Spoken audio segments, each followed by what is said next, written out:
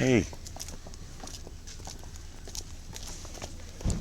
How you feeling? All right? Much better. Good.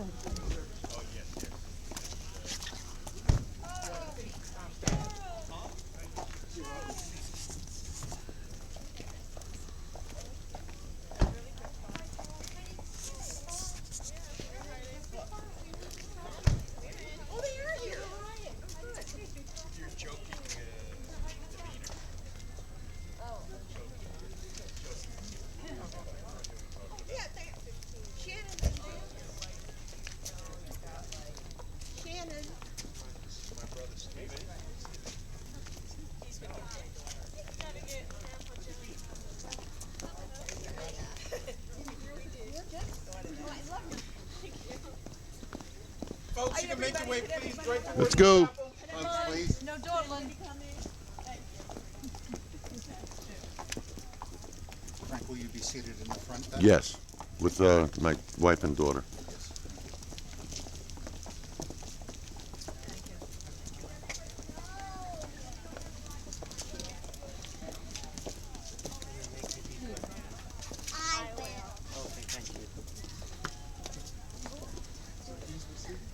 Yes, he is. Yes, he is.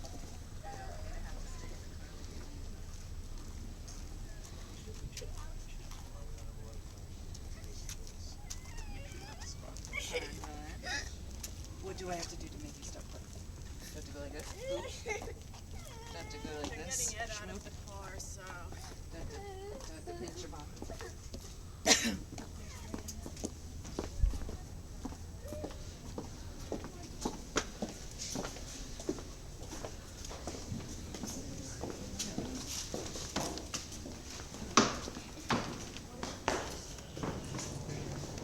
And so we need for you to sit right here on the edge as you're receiving the flag, okay? Your family can sit next to you, that's fine. Come on to this side.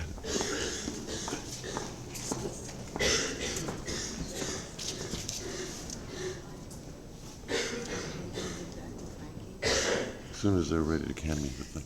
They're going to do the honors at the end, so whoever's going to be coming up to speak. Now? Yes. Mike, now.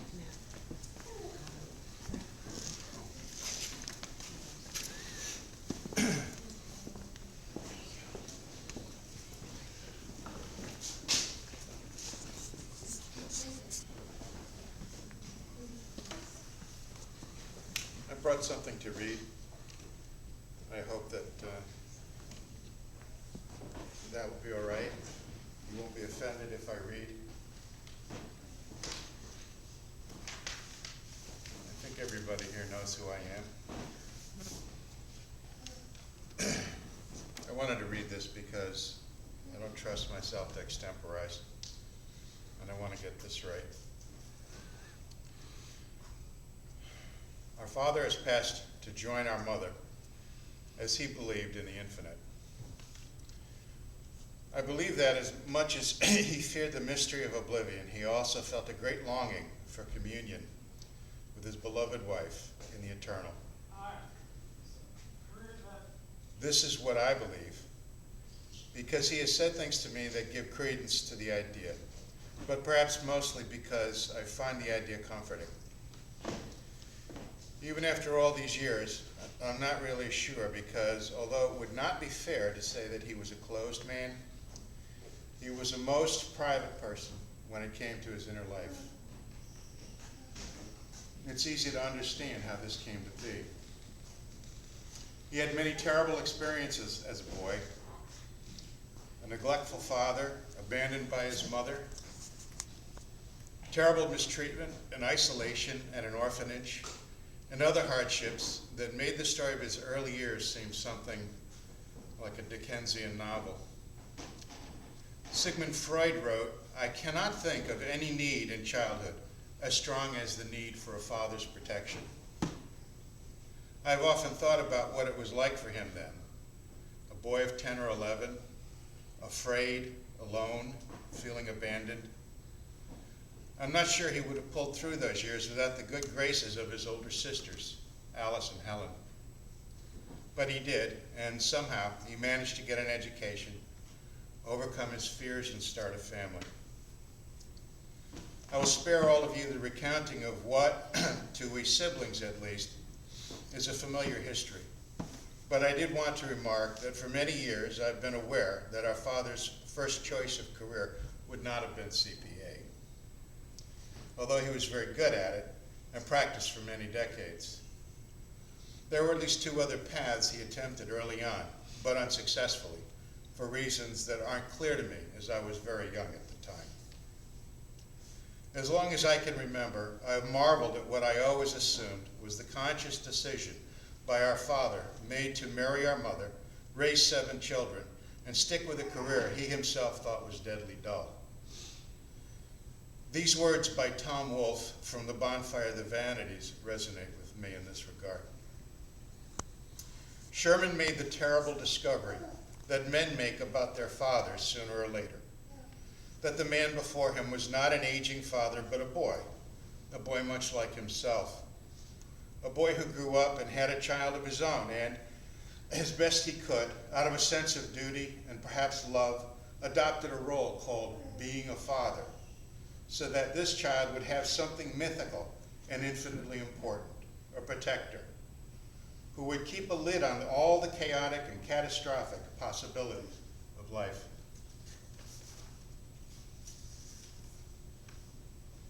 Our father took this role with all his heart and soul. He did not always play his part to perfection, nor did he play it to please anyone in particular. But there was never a moment that caused me to question his commitment to this role, his love, or his total dedication to his family in the 64 years I had him.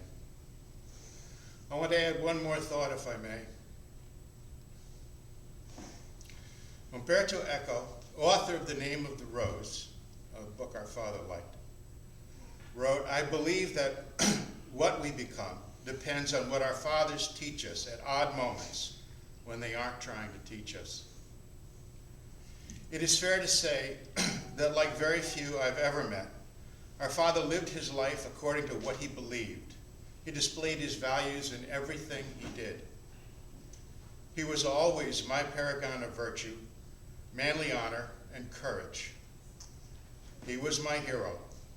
Although I know I will never measure up to his example, I will carry him in my heart until I die.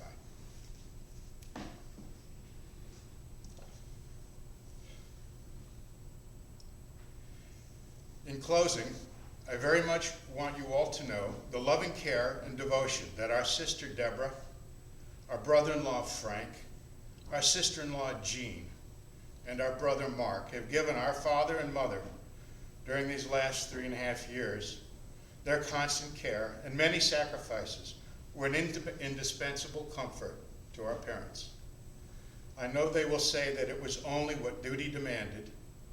Even so, we are humbled by your example and will not forget. Thank you very much for your time.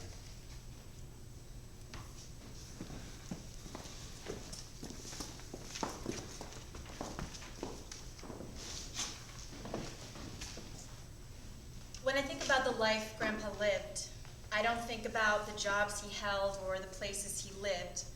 I think instead about all of us, how none of us would be here, would be together, were it not for a couple of meddling relatives who decided that Barbara and Cliff should be together. And that fateful union produced us, produced great cooks, teachers, craftsmen, scientists, and let's face it, more lawyers than are really necessary.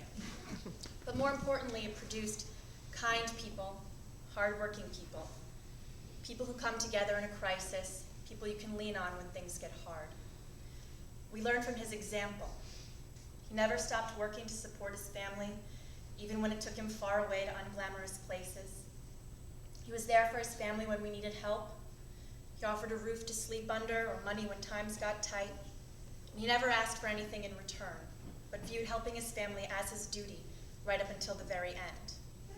He was one of those rare, selfless people. He never asked for more than a comfortable chair or an occasional dessert. He was content. When I was trying to put together these words to say at his service, I didn't want to talk about what Grandpa did. I wanted to focus on more what he meant. We've lost the base of our family tree, the person connecting us all to each other. It's a deep wound that won't heal easily. He meant different things to each of us, I'm sure. To me, he was a solid, steady presence in my life. In his quiet way, he offered guidance and assurance. He taught me patience and endurance. I'll miss talking with him and sitting with him. I'll miss his wry smile and dry wit. But I know that if I'm ever looking for guidance or help or a sympathetic ear, I don't have to look far. Because Grandpa's life wasn't just about the 95 years he spent on Earth. It was about what he left behind, what endures. His legacy, which is all of us. All we've done and all we will do. And for my part, I hope I can live a life guided by his example and live for others as he always did. I love you, Grandpa, and I'll miss you.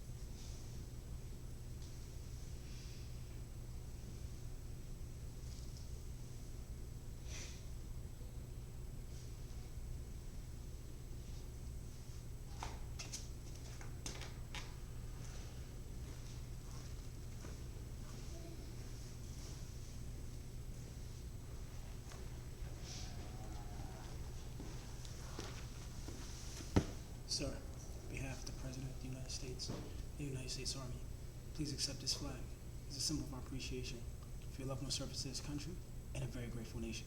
Sir, it's an honor. Very well, sir.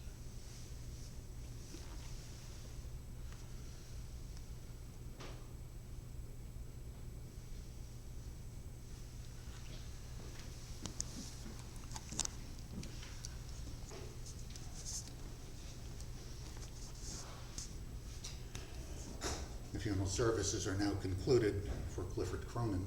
You're all cordially invited to join the family at the Plumstead Grill on Route 539 in Plumstead Township.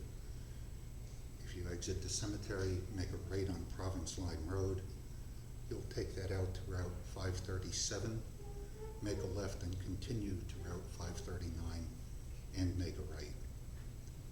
The funeral is now dismissed and you may return to your cars. Thank you.